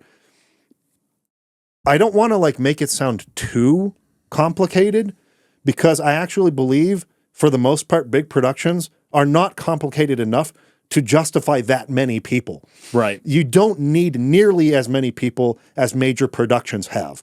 I think sometimes there's union issues that basically force specialization. Yes. You can't be a generalist if you're in a union or if you're on a set. Because it's like, no, the this group union says that only they can do this job. Yes. You can't also do it. I can't go ruining. move the cables Yes. out of the way if they're in the way because that's something I can actually get sued for that. Yes. Or the production house can get sued for that if I do that in place of the person whose job it is to do that. The gaffer or the grip. Is stupid. Yeah. Highly inefficient, and I've always hated that. Mm. And so my mindset is I am capable of doing more than one job, and I like to be the one in creative control of more than one job because I know I'll do it the way that I see it needing to be done or at the standard to which I want to do it. So I have a mind that has sort of been trained for years and years and years on being able to multitask and wear multiple hats anyways. Now, on top of that, this has become something that is a completely subconscious decision. Yeah, I do not consciously think of switching the camera. So when do you do it? You could even say. Well, That's I mean, funny. the obvious Well, one, between the two of us. right. Yeah. The obvious one is when the other guy's talking, the camera should be on them. Right. I mean, that's we hopefully would all understand that, right? Yes. Like Kaysen starts making a point. I can feel that he's wanting to come in. Right. I just push it over to him so that he can make the point. And then what? I know, After some amount of time, Yeah. it's like, oh, let's switch to the wide of both of us just because it's been too long on that one here's shot. a great example right? of that. I just wanted to cut in, so I cut to the one because I don't want to cut you off Right. visually because you're still finishing your point. Right. But I'm also beginning to cut in, and that's part of normal conversation. Sometimes you'll cut each other off, Totally. or you'll and then talk you want us over both somebody. on because we might both be talking Yes, at the same time. if we're in the middle of talking over each other, and I want to start cutting to myself, for instance, because I want to start making a point, rather than cutting to my angle and cutting you off, I'm still talking. I cut to the wide so that you can finish and we can talk over each Right. other briefly, and you can still read both of our lips. But at the same time, it's still foreshadowing a change or a pivot in the conversation. That's true. And so cutting to the wide in that instance part of the is a storytelling. better choice than cutting to me and just shutting you off. Yeah. Also, you want to start on a wide to establish who is talking here. Yeah. So at the beginning of every show, you start on the 2-shot. And we end on the 2-shot. In case someone's joining us who's never seen our show before, who are these people? Right. Our names are animated on the screen so that they can read Mike Brown, Case and Sperry, and the one appears over you, and the one over me. And in mine, the 2-shot. I love it. Despite every episode having They that, still I have cannot spell your name right. so many different spellings of my name, and I love it. Keep them coming. There are some creative ones that I'm like, I've never seen that one before. That one's dope. Yeah. So keep it coming. So, basically, the idea is actually more simple than it seems. You do get a feel for it, and an almost subconscious feel for it. I'm almost just doing with the camera. I am basically indicating to the camera what our conversation is telling me. Okay. So our conversation is telling me, Kaysen has got something really important to say. We should focus on him right now. And so I just tell the camera, focus on Kaysen. Right. Because he has something important to say. So I'm not even thinking about it in a really technical way. It's just the feel of the conversation is dictating what I do with that. Okay, so what Mike is saying is that, like Kojima, he can do it and you can't. That's what Mike is telling you. For some weird reason that can't be explained, he can do it and you cannot. Okay, let's just put it this way. I don't think I could do it. Maybe I could. There are basic rules to this. Yeah. Again, you start on an establishing 2-shot. Who is talking and who are they? Then when we start and for each topic we do that for when we get into a point, we then pivot, of course, to the person making their point. And that person might want to cut in, and usually you'll get a few words into a sentence before you switch, and that's okay, right? Yeah, that's fine. So that's a J cut, or it's an yes. No, that's an L cut. An L cut, I think, is the term for that. That's used in movies all the time. It's actually kind of fun. It's sometimes intriguing when the other person talks and you don't see them for just a second or two. Right. Because it just builds the kind of wonder of like, oh, I mean, you know who's talking, but it's just, it's engaging for some reason. Exactly. So there was a great example of it. I said exactly so, and then I cut to myself. Yes. Those types of cuts are natural and fun. They're very natural. So you have that buffer room to work with to give yourself some time to reach over and push the button. But then additionally, if in the middle of our topic we're talking over each other, better to move to that so you can see us both. But then at the end of a segment, we're now done talking about this aspect. We're going to begin a new segment. You then reset the show back to the 2-shot again as we then bring up a new topic of conversation. It kind of pulls the audience away a little bit before we jump back into an intimate. We're now resetting to a new thing. We reestablish the 2-shot, and then we start digging more into that topic. We pass it back and forth. Sometimes we might talk over each other, but eventually we land on a person making a point. And then when we finish with that, we reset for the next topic. It's just magic, and Mike just does this. So. And it just makes sense to me because I've been doing this for a long time. I understand the show flow. It's a formula that is burned into my brain. Yeah. And my fingers, by muscle memory alone, like riding a bike, 1, 2, follow 3. that show flow in my brain.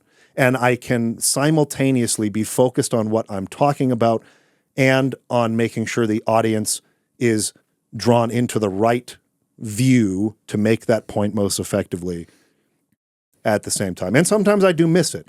And I usually will cover those mistakes by showing some gameplay or something. Yeah. Now, that's the real reason for the gameplay, people. Yeah, usually it's to cover a cut.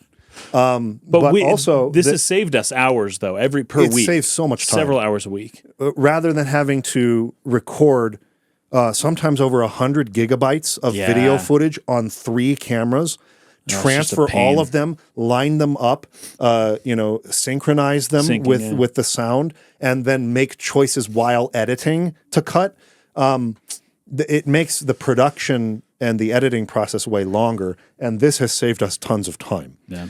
Additionally, there is another version of this switcher which will allow you to record all the video feeds separately, just in case you make a mistake. Yeah. And then that way, You can change You it. can change Yeah. it for the mistakes. But are the buttons in the exact same place for your now learned muscle memory? Yes. Good. It is otherwise exactly the same device as this. It's just a little It just better. allows you to record all 4 feeds because there are 4 feeds into this at once.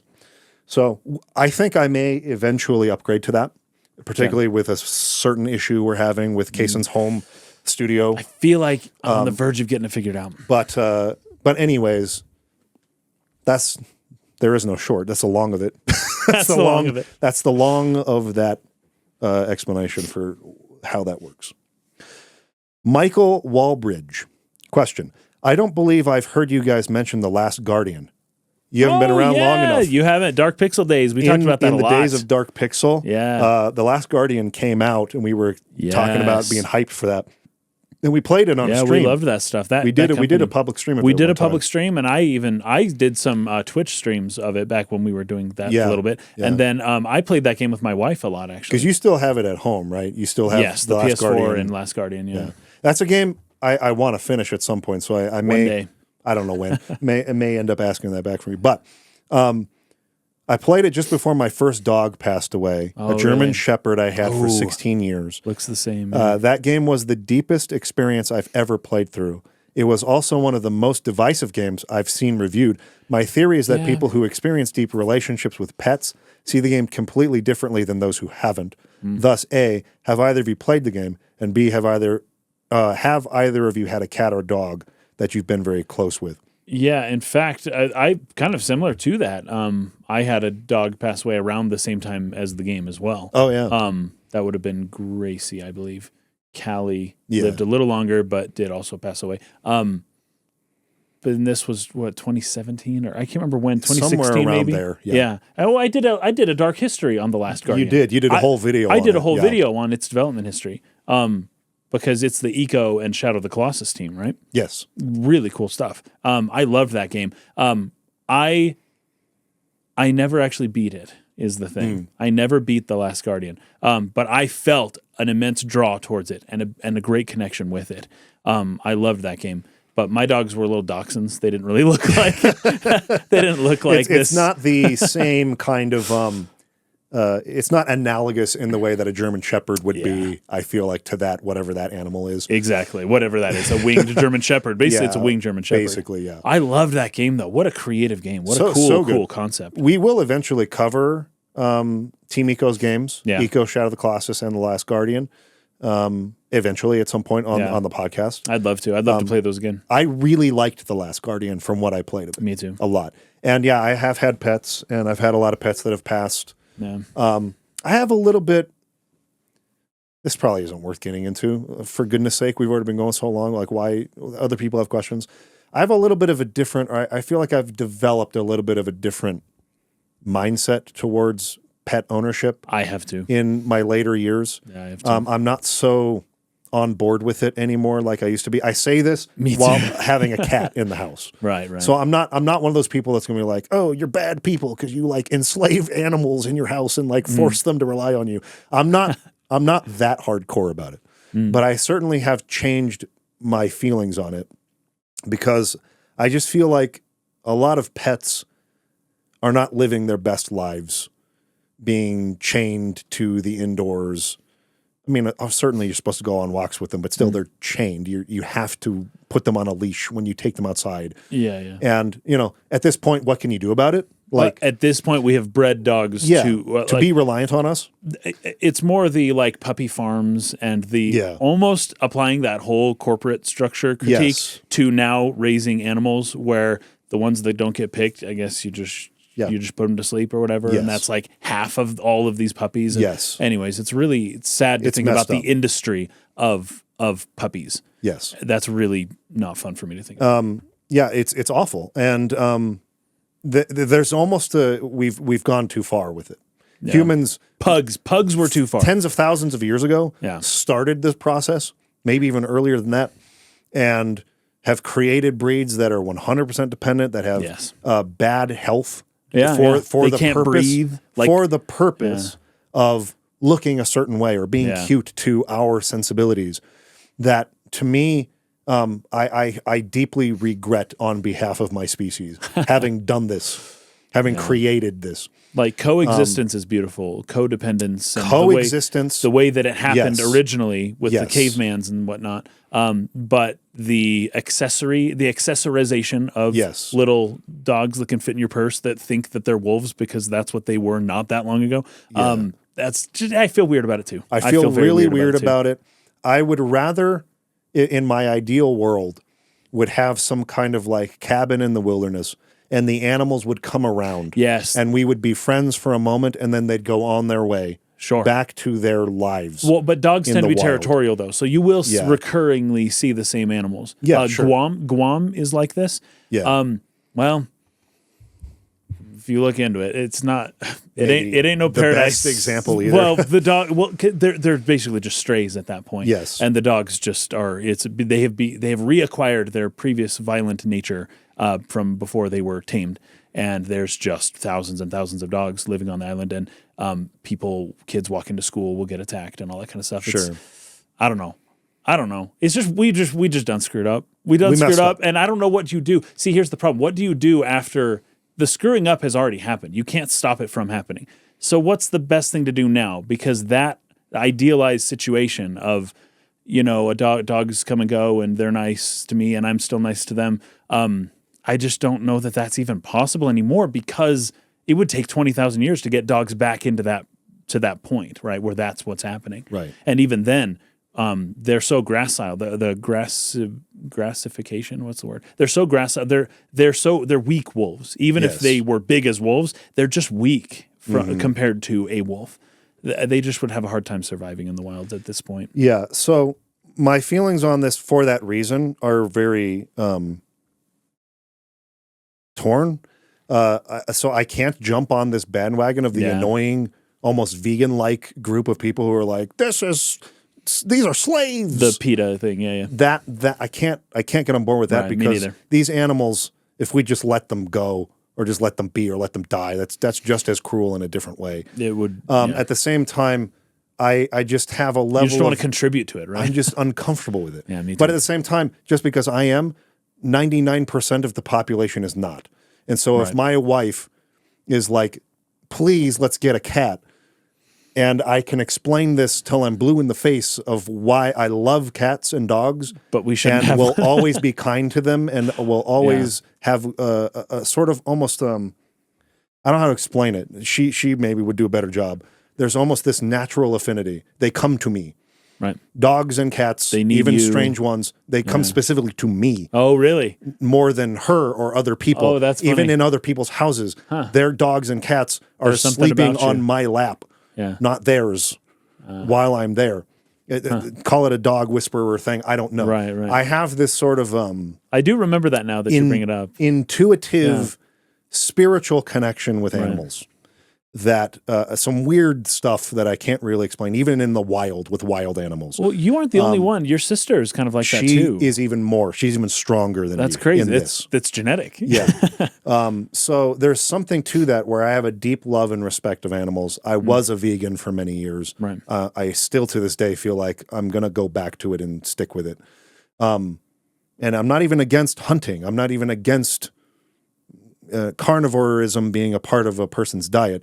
I just hate the factory farming industry Yes. enough to protest it in that way. Yeah. So, anyways, my feelings are conflicted on this, and this is really a long-winded way. Not something I should have gone and even said because it's pointless to this topic. I don't feel as attached to my pets as other people do, where Right. I am like deeply, deeply sad when they pass, Right. even though I have this kind of like spiritual, weird, unexplainable connection to them, and I have a real bond with them. But I am able to, for some whatever reason, maybe it's part of this Asian, more kind of like philosophy I'm talking about, love but don't be attached to your life kind of mindset, to where when things pass, I appreciate them for when I had them, but I'm able to let them go more easily, to where I don't break down and get really sad. And I've had enough experience. I've had enough pets die and enough Right. to where it's like, this is a part of life and it's a beautiful thing and it's okay. And they've gone to whatever the next stage is, and I'm at peace with that. Right.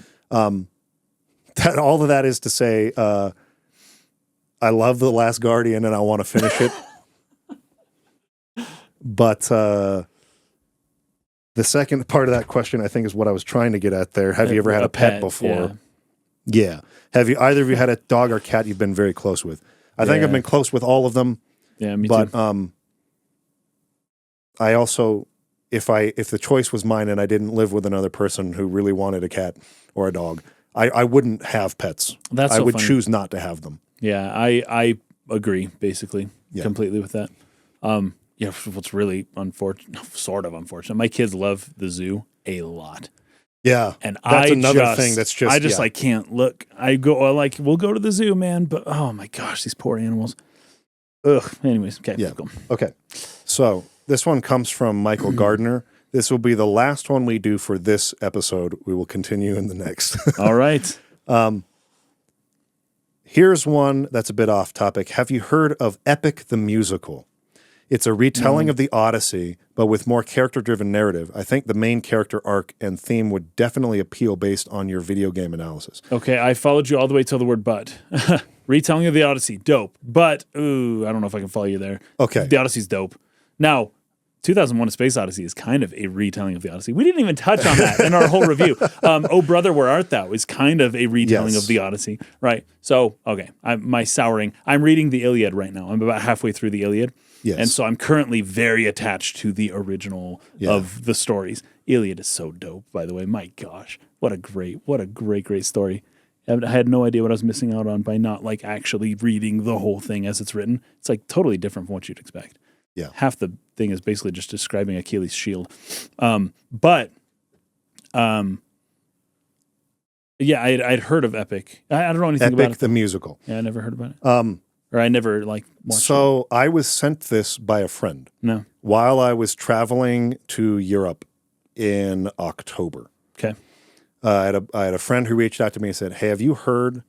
I know you love the Odyssey. Have you heard of Epic the Musical?" The Odyssey's I was dope. like, "No, I have not." This is not a Broadway a musical, Okay. but it might as well be. It's that good in terms of its production quality, the guy who wrote the music and the songs, and it sounds like a Broadway musical in the vein of Wicked. Okay. If you've ever seen that, which is the kind of the I spin know. on I'm the aware Wizard of of it. Oz, Yeah. where from the I've perspective never of seen the it. Wicked Witch. Yeah, of Glinda and yeah. yes. I've never seen it though. It feels a little bit like that in terms of its like song style. But it's just music. And I don't think it has ever been turned into an actual stage production. It's just music Interesting. that another guy on Oh. YouTube. Okay, it's just music. Yes. So it's not okay. I could be wrong about this. I haven't looked enough into Okay. it. I don't think there has actually been a stage production of this yet. Okay. I think the guy is just releasing his songs. And he hasn't even finished yet. There's still like the very last part, like Where he kills all the suitors. Yes, he needs to arrive back on the island Yeah, and like Ithaca. kill everybody. That's like the last arc of his Yeah. musical that he hasn't finished yet. But there are people online who have taken the music and they've animated. So they've done like little animated videos. And I love Epic the Musical. Yeah. It's freaking awesome. It is the kind of thing that I could see a lot of people turning their noses up at.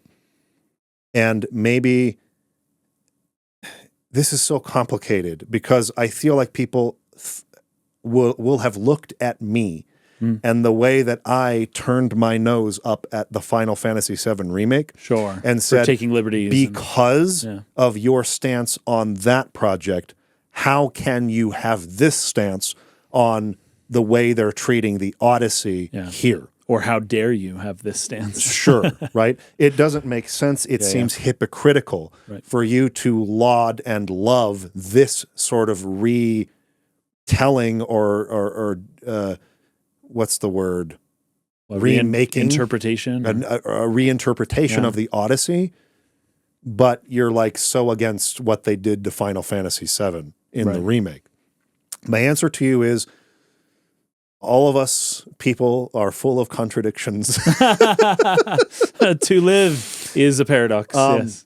in the one sense, and we have talked on about this in other things in the past, I actually don't know if I believe that we choose what we like and don't like. Sure. That happens first. The chemicals fire, and you go, I liked that. Then you post hoc reason your way into describing why you liked it. Yeah. And usually those explanations probably aren't even true. It's just the best attempt you can make to put rationale and reasoning to it. So what really happened was the wrong chemicals fired when I played Final Fantasy VII Remake, and I post hoc reasoned my way into why afterward. And then the right chemicals fired for Epic the Musical, and I will now post hoc reason my way into why for that. That's funny. That's great. And you're probably correct about that. But the fact that it's just music means that you still have your own imagination. Now, you mentioned there's an animation, but is it a cartoon? I watched, yes, like a even more basic, almost sketch-like. Okay, so it's super lower resolution, yes, right? 100%. So it still leaves a lot to the mind. 100%. That's more or less maybe my point. That maybe some of the more modern, hyper-realistic depictions of old things, they don't leave a lot of room for your brain to really fill in the gaps. Whereas this, it sounds like it does. Yes. So that could be another thing where it's like, I like this more because I can fill that stuff in better. Right. So from the first song, which is where you have the Trojan horse scene, and he goes in with his men, and they basically, none of them die, right? Like they go in, the attack goes on, and they all make it out alive. That's kind of like the whole miracle of that is like, oh, we're all going to make it home. I can't believe it. And then literally none of them but him make it home. Literally none of them. Yep, he is the only one. And he even has to make specific choices of like, we're going to steer away from Charybdis and towards Scylla, and it's going to eat some of you. And I hope but it's better than us all dying. Come on. Yes, it's all in there. And he also doesn't tell them too. Yes, and so like there's mutiny and there's all kinds of things as a result of that, right? So what are the liberties then? What are the things that change? The story is all there, and that's where I feel like something like this lends itself better to reinterpretations because the original story itself was written in a time of these epics that were not really super detailed and character driven. In a lot of ways, you're right. And they were a little bit more broad and vague in the form in which they were told. Yeah. And so there's lots of details to fill in the first place that are not filled in by the original mind. Right. So certainly there are liberties taken there. There are modern twists on certain characters and things like that. There's a guy wearing glasses in the sketch animations. Again, that's not made by the guy who wrote the music. Right, it's whoever did these animations. But so he's taking liberties upon liberties. Yeah. Sure. Yeah. There is a certain modernity that is at the core of this whole project. Okay. In its musical it's style. It's not that that's wrong. No. It's just that, you know, I don't know. It depends on what it's saying. In its musical style, in its lyrical approach, in the words chosen and word choice and these sorts of things, the language used, in the choice of instruments and sometimes synth and just like things you wouldn't expect. Oh, that's funny. 80s vibes in some parts. It's a very liberal, modern twist on a story that is very ancient. And I would love to get your opinion on it at some point. Sure. Because I feel like you, even more so than me, even though I have grown up with the original Odyssey my whole life since a child, and then watched the made-for-TV movie they did on it in the 90s at some point, and have always loved this story. It's weird how I never was attached so much to the original. I don't even know if we have the original necessarily, like Homer. We do. There's transcripts. Something. Oh, I see what you mean. You know what I'm saying? Yeah, you're right. Yeah. It's been copied and copied and copied and copied. It's so long ago to where things like that, or like modern takes on Shakespeare, or like in a lot of ways, the stage as a medium, to me, my heart is more open to go ham wild and do some weird stuff with that story we all have heard a million times. Yes. do some reinterpretations of it, Right. take it in a weird direction, put your own spin on it. For some reason, for the stage, I'm more open to that than I am to a film or a video game. Yeah, yeah.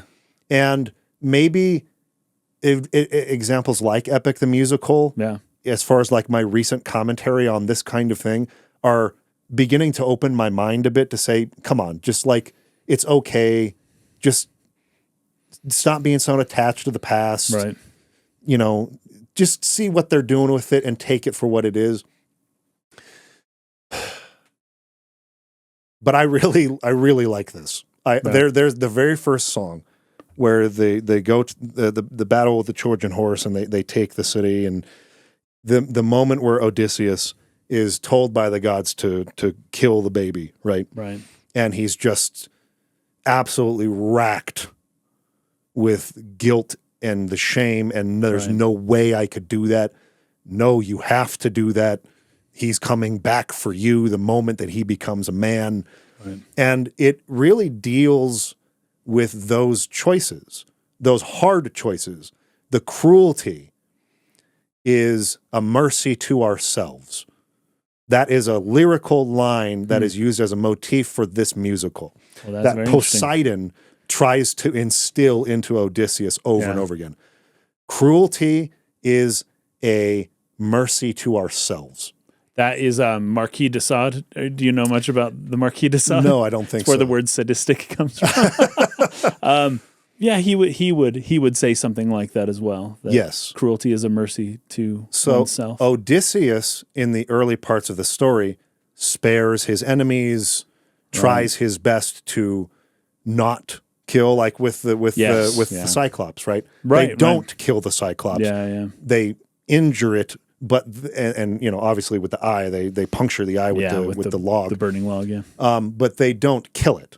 right. And he says to the Cyclops as he's leaving what his Shouts. real name is, I'm Odysseus. Yeah, and that's when Poseidon the really whole turns. point that the story is making there is Yeah. that there are times where what we think is cruel and ethically wrong is actually in the long term the right decision to protect the people that you love, because this was the son of Poseidon. Right. Poseidon Yes. found out that Polyphemus. you allowed this creature to live, having pretty close to mortally wounded it and Right. taken away its sight. Right. And now Poseidon's coming for revenge. Yeah. You should have killed it. Right. That would have been a mercy to you and your crew to have killed there, because now I'm here and this is going to be bad. Right. I'm not going to, there's no forgiveness from me. And he chases him for the rest of the journey. Yes, he does. Yeah. So, but then Odysseus has to try to find in that story that balance in between the two. Poseidon's ethics are obviously too far Right. to this side. That's morally wrong to always choose cruelty for the sake of self-preservation, Right. or just for the preservation of my own tribe. But at the same time, I'm creating too many instances where I give mercy and then it comes back to hurt me in the end. Yeah. And so he's just in all of the most horrific ways of loss and tragedy, forced to try to find this balance between these two things in a way where he can ultimately achieve returning to his wife and son and trying to get his crew home, and at the same time having to make the choice, the hard choice, to end a life or to harm someone else in that pursuit. It asks really difficult questions that maybe there are no good answers to.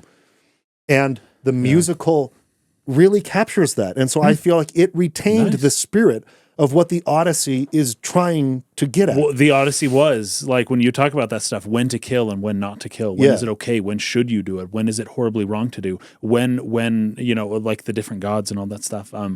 That is a huge theme of the Odyssey, just in general. Yeah. So, like you mentioned before with Polyphemus, like when you said a sentence there, and I was like, "Oh, I'll remember it. I'll totally remember it. I'll just Mike can talk, and I'll just remember it." We're talking. Okay, I can't remember it, but it was something along the lines of that there is a rule but the rule doesn't always apply. Yes. Right? And Yes. my rule is that liberal twists on things are usually result in something worse than the thing that lasted 3,000 years and got you there and is still being told in the first place. Yeah. Right? Maybe your little modern twists that'll only be relevant for a few years before, they kind of get thrown away for different trends, are not going to be as powerful as the story that lasted 3,000 years. However, there are always modern adaptions and retellings of stories. And I like your idea about the stage, just in general. I'm not against modern retellings, by the way. I'm not against them. I like them if they're done well. Yeah, I mean, and I don't like them if they're not done well. that is the- And sometimes if they're done well or not depends on what modern themes they choose to put into it. right. There is a huge caveat or maybe an asterisk to put on all of this, which is whether you are closed-minded or open-minded to it, sure, maybe the correct, or maybe like, I don't know if there is such a thing as correct.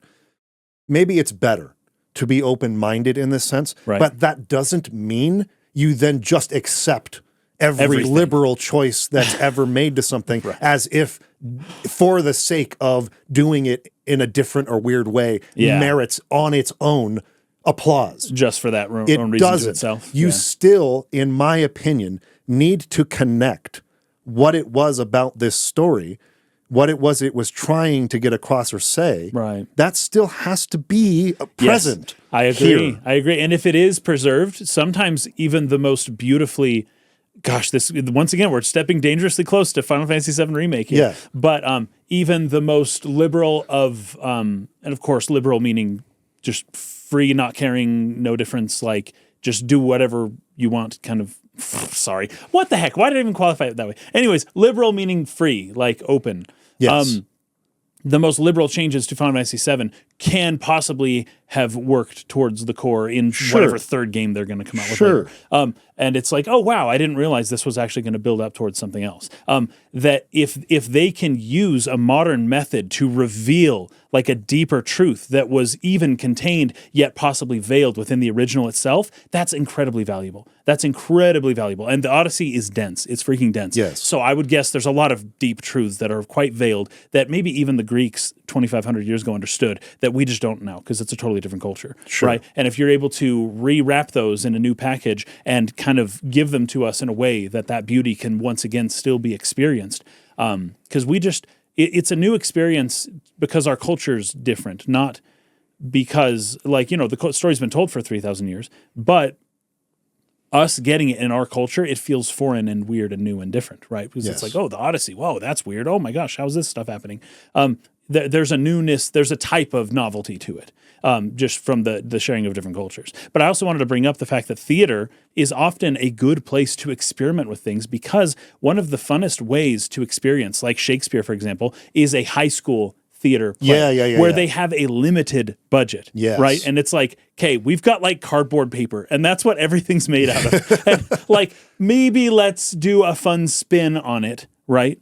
And let's retell this story in a way that we don't have good costumes. Like sometimes the budget becomes the limitations become the method for which creativity can really start to work. I agree with this 100%. And nowhere better is that shown than high school plays. Like you can go watch Taming the Shrew and get totally different experiences in different high schools, yet it's still the same play. Right. For the most part. And Yeah. that's awesome. I think that's super cool. And the fact that I have that mindset towards that, Yeah. but for some reason I'm like hung up on this like perfect faithfulness to a video game. Or a movie, yeah. There's some room to move, Of course. in my perspective on that. Yeah, At I the agree. same time, I don't want to say that my points are without merit from before because they're not. Right. I am very You have confident in very my good points. critiques of the Final Fantasy VII Remake for all the reasons that I was. I need to play it, man. But I feel like there's just a different attitude that I had for this thing than for this thing that could open my mind for a different experience should I go back to this again. That doesn't mean I'm going to love it.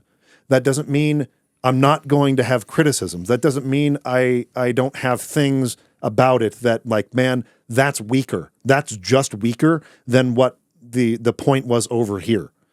But it will with that different open mindset, oh, I didn't really think about this particular aspect before.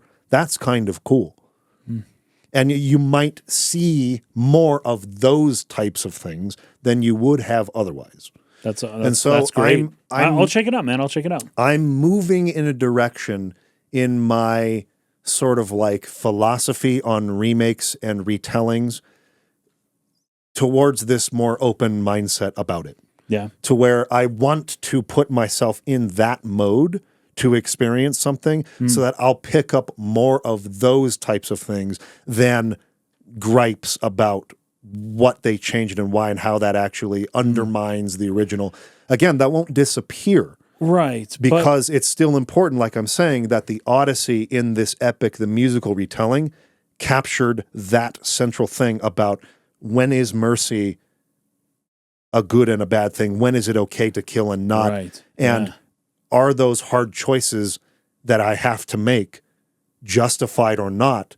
That's like really profoundly difficult. Yeah. However, you can tell that story. And you come out of that experience as a completely different human being. And by the time that Odysseus goes home, he is not the same man, for good and for ill, in both directions. And his cruelty towards the men in his home when he arrives, from a point of view that is not his for the however many years of wandering, is 20 awful, 20 years. Morally awful. Just walks in and just massacres and slaughters these people. Right. Of course, they deserve it in a certain sense. Oh, of course. But that's what I mean. That's what makes the Odyssey so rich. Yeah. You could have somebody with a modern lens who they do this all the time for historical figures, look down their nose and judge the actions of those in the past based on our modern set of ideals and principles and values. And it's very easy to cast stones. But the Odyssey, no matter which way you spin it, if you are approaching the work in good faith, it is impossible to clearly lay out what is morally correct to do in the situations he encounters. And you cannot blame him. You also cannot forgive him. Right. And sometimes that's the point. That's the point. And that's what makes it such a compelling work, is you are conflicted on every level about what he does. I cannot judge him, but I also can't help but judge him. Right. That can't be right to have done that. But I also understand why. And I feel so bad. And that's what's so tragic about it, is that is the human experience.